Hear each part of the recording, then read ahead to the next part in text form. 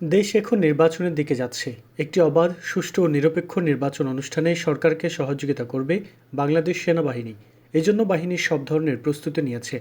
সেনাপ্রধান জেনারেল ওয়াকারুজ্জামান মঙ্গলবার ঢাকা সেনানিবাসে বেলা ১২টা থেকে ১.৫ ঘণ্টা ব্যাপী অফিসার্স অ্যাড্রেসে সেনা সদস্যদের উদ্দেশ্যে দেওয়া বক্তব্যে এসব কথা বলেন।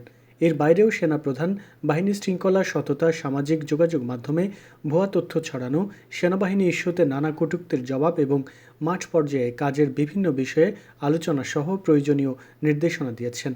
এ সময় সেখানে পদস্থ কর্মকর্তারা সরাসরি উপস্থিত ছিলেন। পাশাপাশি সব সেনা স্থাপনার কর্মকর্তারা ভার্চুয়ালি যোগ দেন।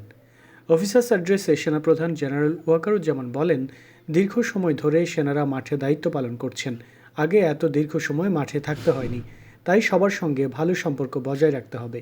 দূরত্ব থাকলে তা দূর করতে হবে। এ সময় সেনাবাহিনীর বর্তমান অবস্থা, করণীয় কাজ এবং দিক নির্দেশনা দিতে অফিসার্স অ্যাড্রেসে অফিসারদের সঙ্গে আরও কথা বলেন সেনাপ্রধান।